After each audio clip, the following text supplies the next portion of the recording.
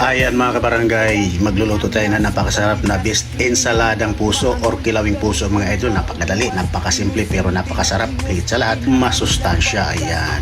Una-una meron tayong isang pirasong puso. Una-una pakuluan lang po natin hanggang sa maluto mga idol. Pwede naman natin hiwain, hatiin. Pero sa akin buo na natin pinakuluan. Ayan, pag alam natin lutong-luto na, so hanguin na po natin sa ating pinagpapakuluan. Ayan. At syempre palamigin muna natin habang pinapalamig natin. So i-prepare na po natin yung ating pamparomatics gaya ng luya. Hiwain lang po natin at tarin lang po natin pampalasa. Syempre pag may luya, mas masarap. Syempre yung sibuyas, white onions or red onions mga idol, pwede. Ayan, iwalan po natin na medyo maninipis. At syempre meron tayong kalahating bell pepper, kulay pula. Ayan, iniwalan natin ng medyo pino, pampalasa, pampasarap. Syempre pampabango din po yan. At meron tayong spring onion, halagang 10 piso. Iniwan na rin po natin. Kamatis mo idol, tinanggalan po natin ang buto, isang peraso lang, syempre pampalasa din yan. At syempre yung ating siling panigang, iniwala natin na medyo paislanting na medyo manipis. At ang ating siling labuyo, syempre pampanga, iniwala natin na medyo maliliit. Ayan. So ayan, medyo malamig na nga yung ating puso. Unahin natin sa gitna.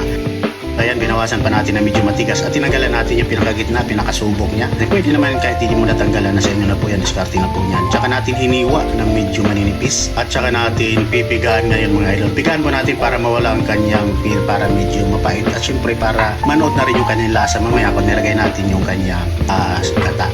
So ayan, meron tayong gata, dapat yung gata natin bagong kayot. At syempre meron tayong kalamansi, siguro mga 6 na pirasong kalamansi, pampalasa din yan. Dapat sariwang-sariwa po yung gata natin rito. Ilagay tayo rito ng konting paminta, mga kalating kutsara, suka, 3 kutsara, syempre asin, ayan, pampalasa. Dito na po natin siya titimplahin sa kakang gata. Sama-sama na po. Yan, ilagay na po natin yung ating hiniwa kanina na pampa-aromatics para sama-sama na po yung ating mga ingredients mga idol. Ayan. At saka po natin syempre halu-haluin na po natin. So ayan, tikman po natin at pagka okay na po yung kanyang lasa, nilagay na po natin yung ating pinagpakulo ang puso, yung ating pinalambot na puso na pinigaan na rin po natin. Ayan, tsaka lang po natin yan paghalu-haluin. Ayan, kagaya yan. Ganyan lang po kasimple kadali. Magluto ng ensaladang puso or kilawing puso na napakadali, napakasimple. Ngayon, wala tigit sa lahat, napakamura lang naman talaga ng puso kahit saan kalumingon. May puso po tayong nabibili. Napakasarap po nito pang ulam mga lods. Ayan. Ayan, ganyan lang kadali at maraming salamat muli sa inyong lahat. Okay, at pwede na po tayong kumain with matching pritong tuyo mga idol. Ayan, yan po talaga ang kanyang pinaka-match. Mas masarap yan. Ganado. Ayan. At